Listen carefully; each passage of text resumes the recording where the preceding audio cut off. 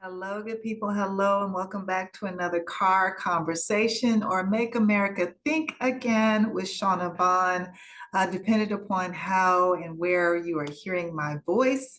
I hope all of you, if you listen to the podcast, I hope that you are trying to move over to my YouTube page here, because I'm trying to do everything in one central location if I can, or get everybody in one central location. So today I want to talk to you about the big BS bill. I know I've been missing in action, but we got to catch up. We got to catch up on what's going on and what's really in this bill that isn't really being talked about. Okay, so we hear the conversations about the reduction in Medicaid and also Medicare. That was a lot of the conversation, but there are other pieces to this bill that you should really know about.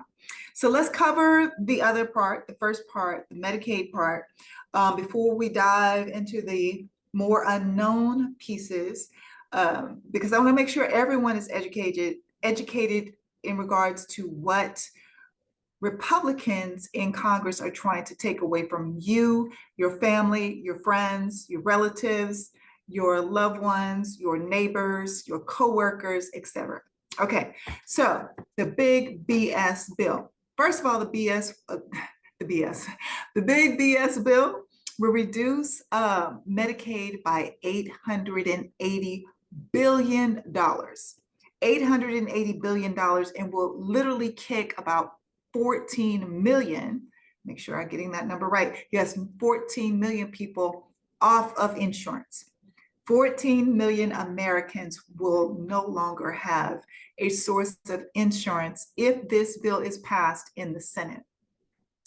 Who will it directly impact? It will directly impact veterans. It will directly impact children, pre-K kids with Head Start. It will also impact children who are getting that free lunch at school. All those funds, money will be squashed, will be taken out of this program, out of Medicaid. They come out of Medicaid.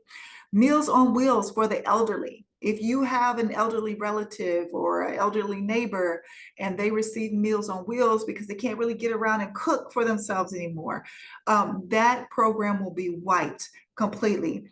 Disabled people, same situation, whether you're talking them having Medicaid was kicking in some money for wheelchair, braces, any type of learning disability, if they were receiving Medicaid for whatever,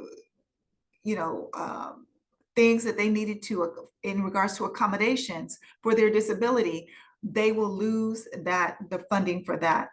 Impacting support for elderly in nursing homes. So that's where the Medicare comes in.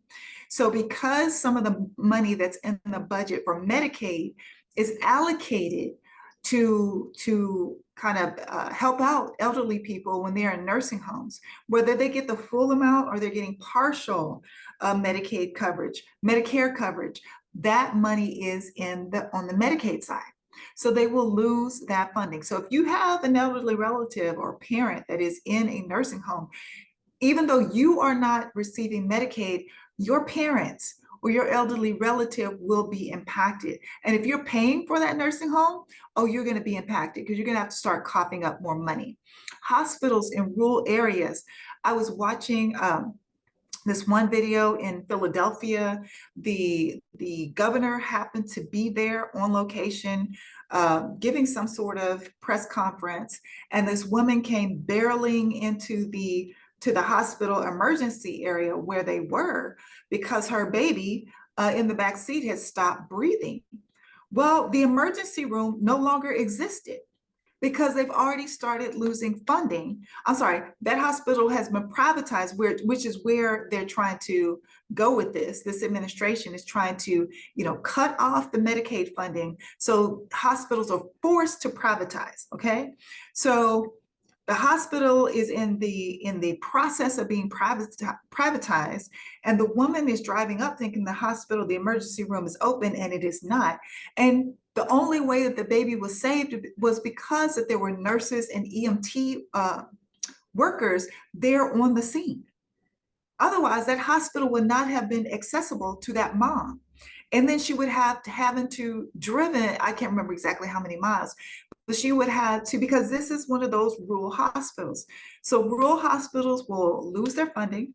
They will either shut down or they will be privatized.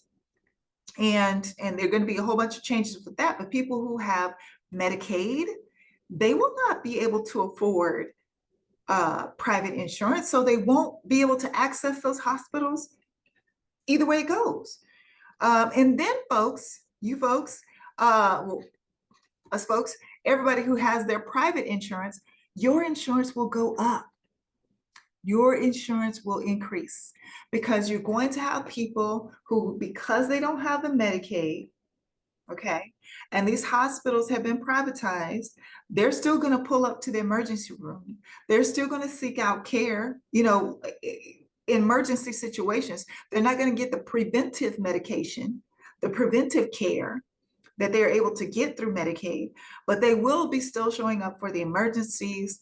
Doctors and hospitals are still going to need money and funds to run their hospitals. So where do you think that's going to come from? That's going to come from people who are already paying for private insurance. So your insurance is going to go up if the government refuses to continue to help people through Medicaid. Now, let's talk about the things that are not routinely talked about in this bill, okay? Number one, AI. It's called the Big Beautiful Bill because they packed a whole bunch of other shit in there that does not belong in a bill about Medicaid. That's why this administration wants to sell it to you as a big, beautiful bill, but it's a big bill filled with fluff and bullshit, in my opinion. Number one is AI. So in this bill, it is written, there's a clause that says there should be no legislation to regulate or restrict AI for 10 years. I'm going to repeat that. There is a clause within this bill, the same bill that's about medical care, medical insurance and SNAP, food assistance, etc. There is a clause in this bill. So if it were to pass, this AI information would pass along with it, that no one in Congress can write any laws, any legislation to be debated and passed regarding AI being restricted in any way or regulated. Now, we already have AI police dogs on the street. We already have that. We've seen film after film about RoboCops. We've seen that. We have AI that in regards to surveillance.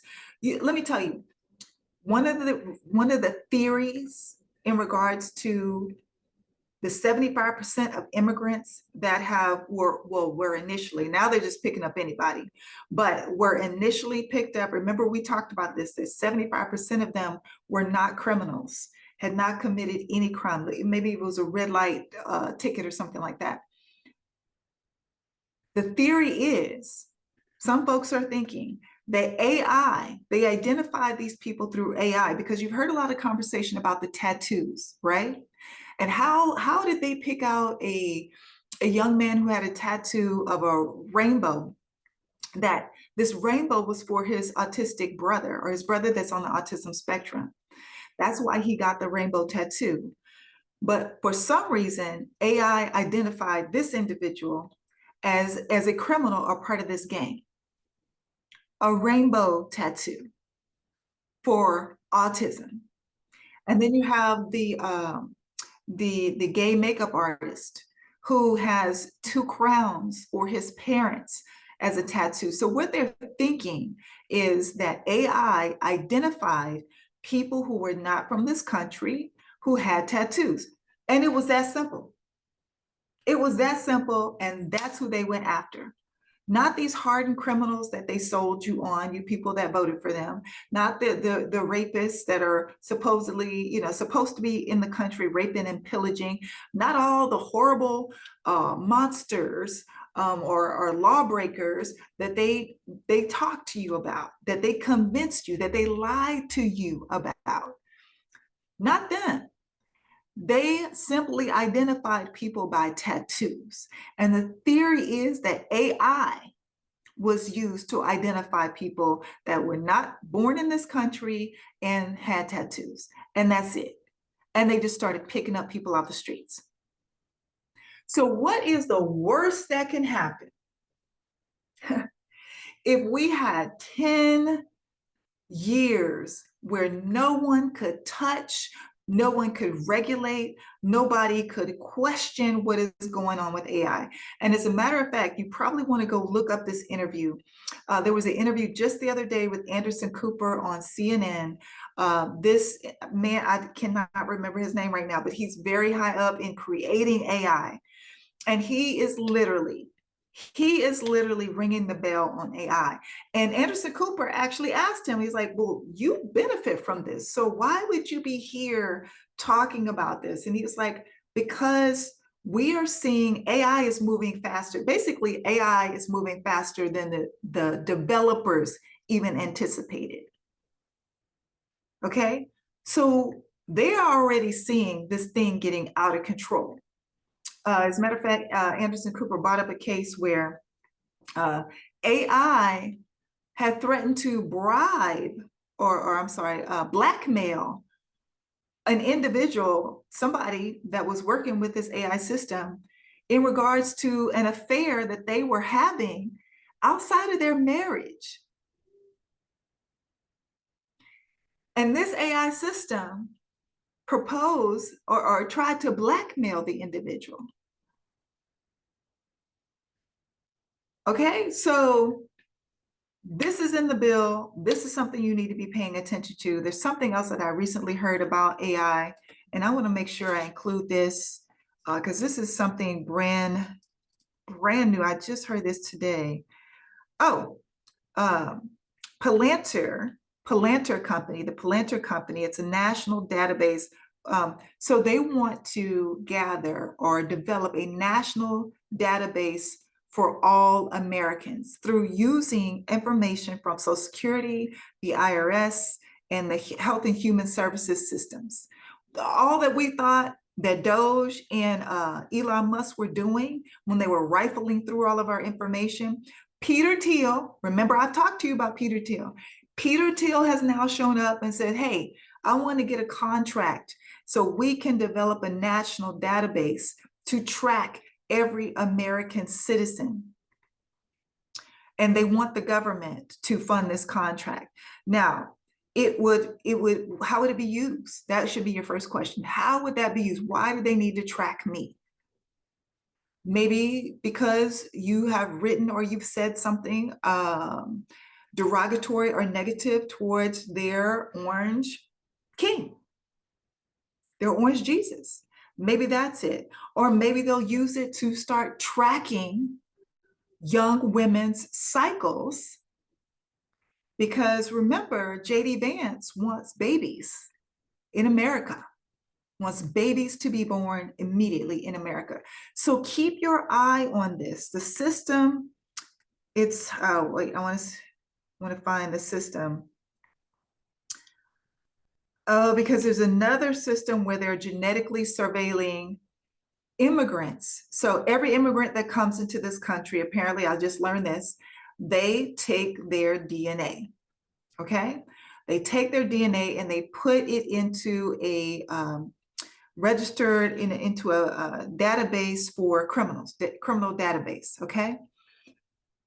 But what they've started doing recently is also taking the DNA of children, the child immigrants, as young as 4 years of age, taking DNA from them and putting their DNA into a criminal investigative system that's monitored by the FBI. Now, why would they need, what 4-year-old is committing a crime? I don't care what country they're from. What 4-year-old do you know is out here committing crimes? Why would their DNA need to be in a database? Why would they need to be tracked? These are the questions you should be asking yourselves. And why are they trying to track? Why are they trying to get a contract? Why is Peter Thiel trying to get a contract from the government to surveil American people, American citizens? So that's the AI component. So you have these companies doing this right now. The FBI, current FBI trying to do this right now. Whatever his name is, Googly Eyes over the FBI, whatever he's trying to do in regards to monitoring children that come into this country even and putting them into a criminal database. But now you have Peter Thiel showing up and say, hey, you know what? Monitoring immigrants isn't good enough.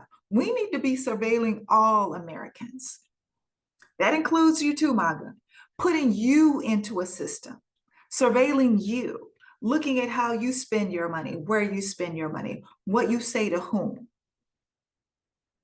when you're on and off your menstrual cycle. That applies to you as well. The second thing I want to talk about, because I didn't want this to be too long, second clause that is in this big bullshit bill, a clause forbidding courts to charge Felon 47 and any other government official right now with contempt for defying court orders. Right now, this administration is actively defying Supreme Court orders. We know of at least one, Albrego Garcia. We know of at least one that they are actively defying right now. This order would also block courts from ordering national injunctions, which are used to prevent potential illegal acts posing imminent harm. So if an organization or members of Congress went to judges and said, hey, Heritage Foundation, Leonard Leo, Peter Thiel, Felon 47, they've gotten together and they want to blow the country up. No judge could block them or stop them from doing so if this clause is passed in this bill. I'm going to read it to you again. It also blocks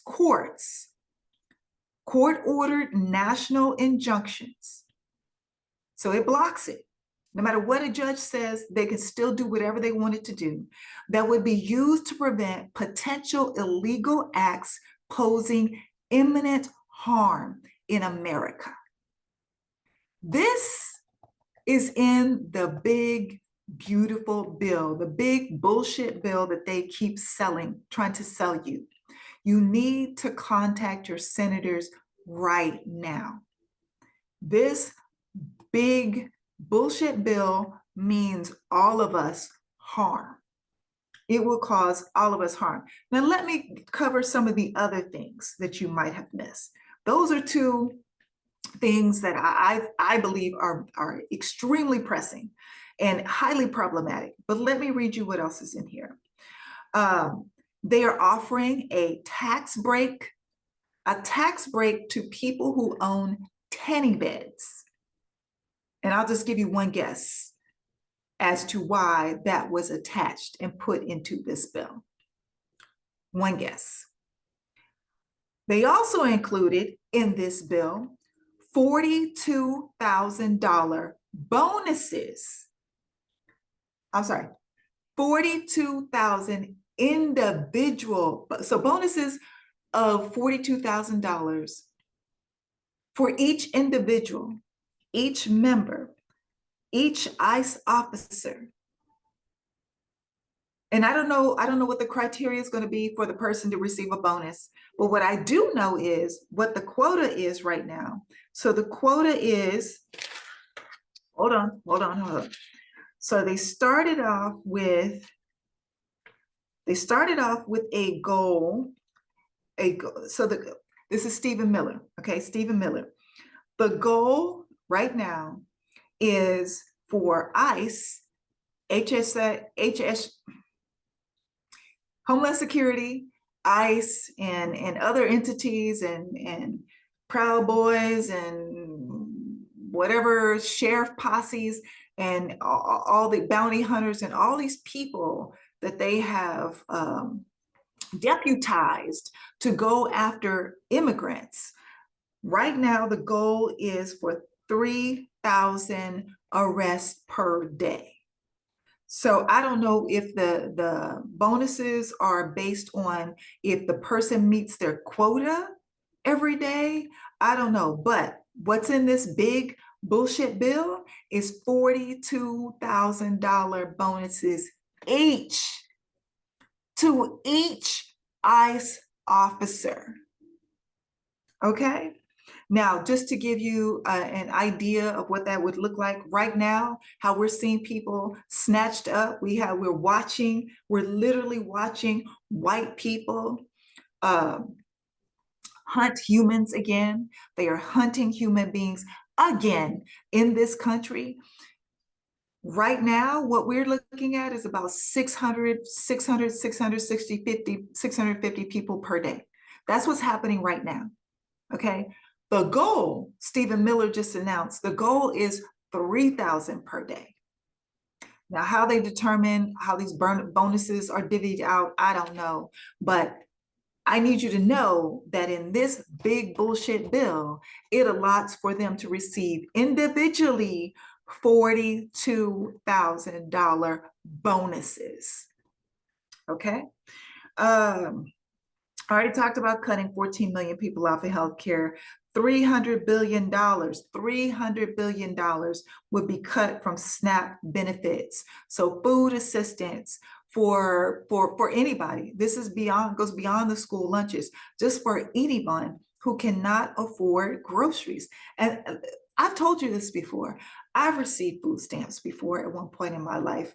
When I was a single mom. There are people here who have jobs, who work every day, who have a roof over their head, but they have children and they're barely making ends meet. So that little food assistance, that's what gets them over the hump.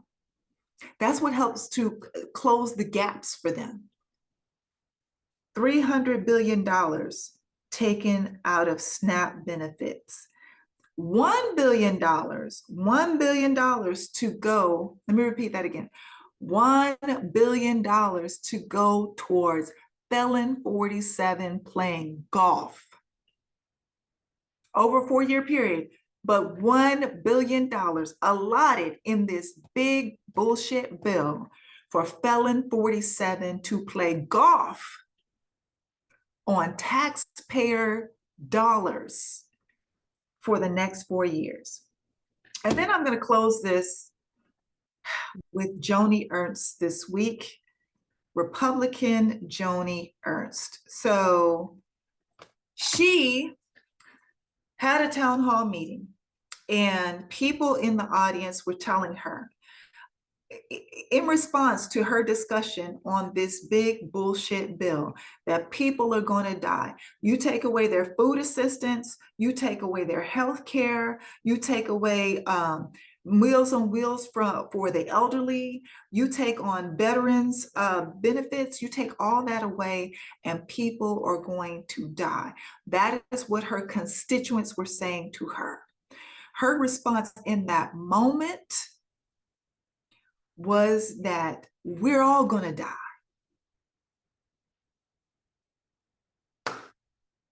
Joni Ernst is up for re-election right now.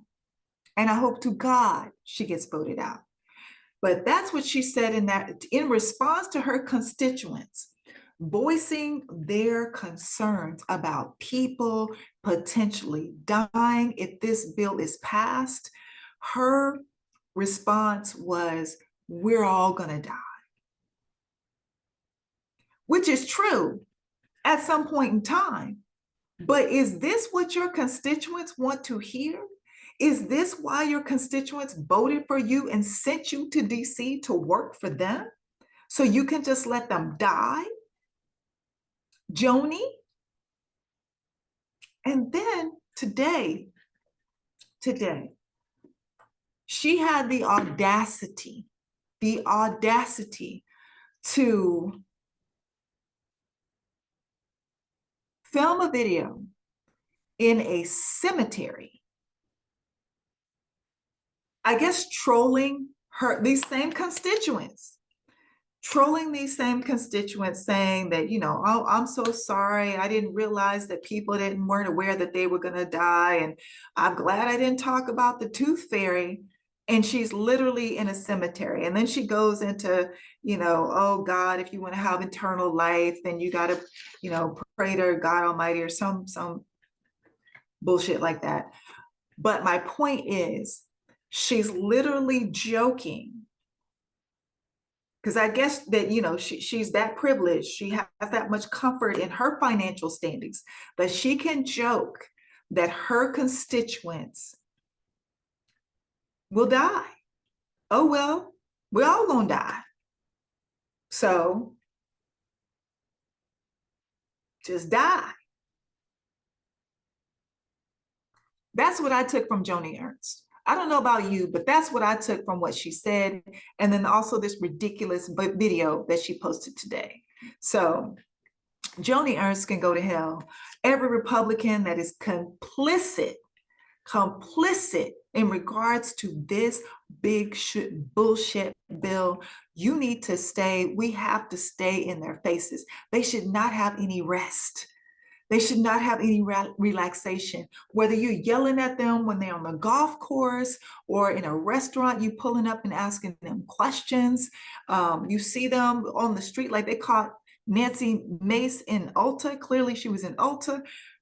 Catch them, hound them, question them. Because if they're sitting back thinking just like Joni Ernst, oh, well, people will just die. If that's what they're thinking and that's why they're not doing anything to save the rest of us, then we've got to make them pay attention.